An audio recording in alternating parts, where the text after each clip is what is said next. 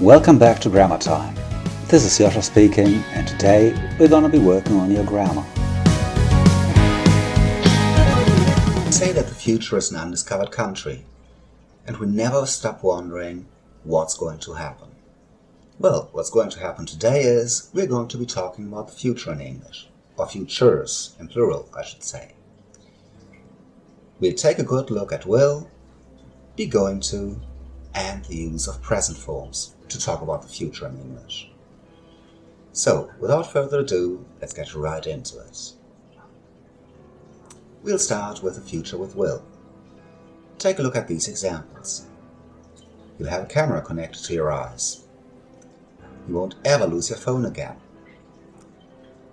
Will we all be cyborgs? There's one verb you learned very, very long ago that works just like this, isn't there? Yeah, it's can. You see, will is a modal verb, so it works just like can. It doesn't take an S in third person singular. She will pass English. And you don't need to make questions or negations. Will she pass English? Now, how do we use the will future? Once more, take a look at these examples. The first one. Road prostheses will change the lives of many people. This is something you think will happen, so it's a prediction. Or this one. I'll show you how to do it. That's an offer or a promise, isn't it? Yes. Promises and offers usually require will. Or this one. Yes, I'll get a household robot. That is a decision I take at the moment of speaking, a spontaneous decision. Now, we also often use the will future when we don't know what else to use, but you should be a bit careful with that. Sometimes it can sound unnatural. We'll come back to that in a moment. Now, let's first of all take a look at how to use the will future. How to do it. Let's practice. I want you to make a sentence out of this. Robots do most housework. First of all, affirmative. Robots will do most housework. A negative. Robots will not do most housework. You see, there's also this possibility of saying robots won't do most housework. That's the contracted version. Better for normal, everyday speech. And there's the question. Will robots do most housework? Okay, I've got one more here. We connect our brains to the internet.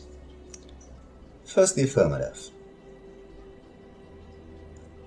We'll connect our brains to the internet.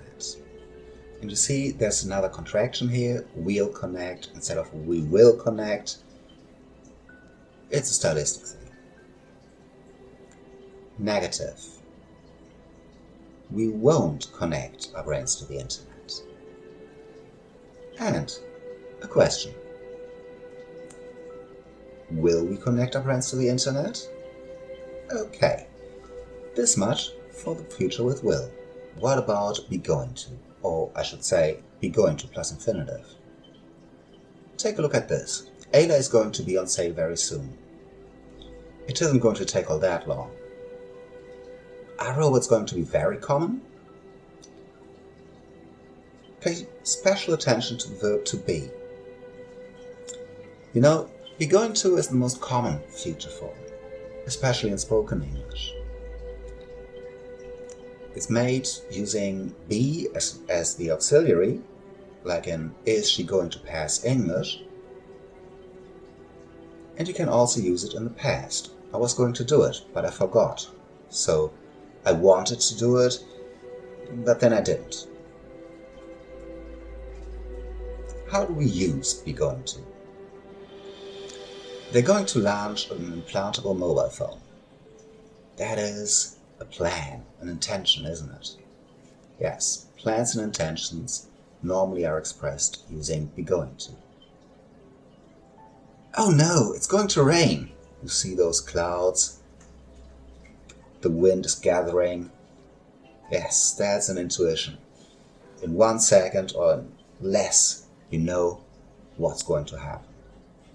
This kind of prediction requires be going to.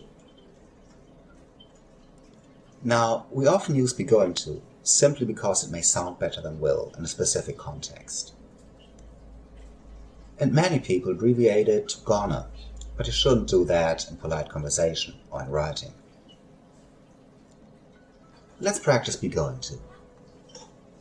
Dave get an implantable phone. Turn it into an affirmative sentence.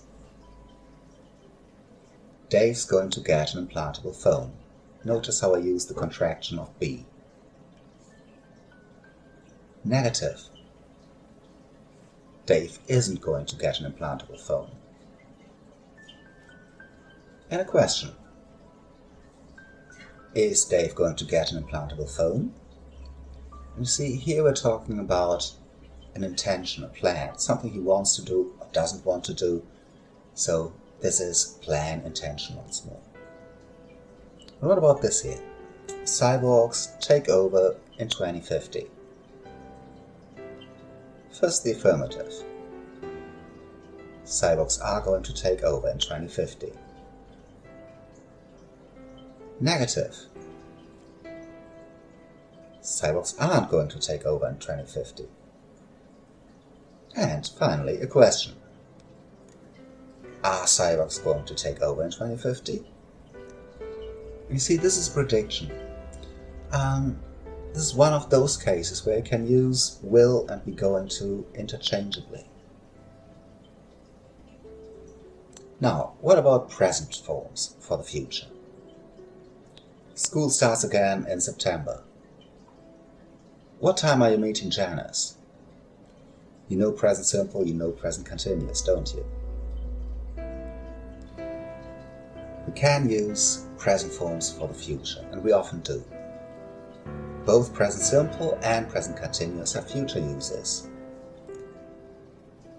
So, how do we use them? How do we use present forms to talk about the future? Take a look at this. I've got an exam next Thursday. That is something that's already established, isn't it? Yes, it's a timetable, a calendar entry. Or this one. They're launching the new phone in October. It's something they've organized with other people. Call this a future arrangement. It's a fixed plan, normally involving other people. Present continuous and be going to can sometimes overlap, especially with the verb go. You know, we're going to a place simply sounds better than we're going to go to a place. Why? Well, go. One word just is enough there, I think. Okay, present for future. Let's practice this one. Let's start with this one. Our ship take off at 5. What kind of future reference is that? A timetable, isn't it? So, let's do the affirmative. Our ship takes off at 5. Yes, it's a timetable, that's why you use the present simple. A negative. Don't forget, it's third person. Our ship doesn't take off at 5. Or perhaps it doesn't take off until 5 or before 5. Now let's make a question. Does a ship take off at 5? Or what time does a ship take off? Another one. Lisa buy that self-driving car. That is not a timetable, is it? It's something she wants to do. Let's do the affirmative. Lisa's buying that self-driving car. Present continuous. Because, yes, it's a plan, it's an intention. Negative.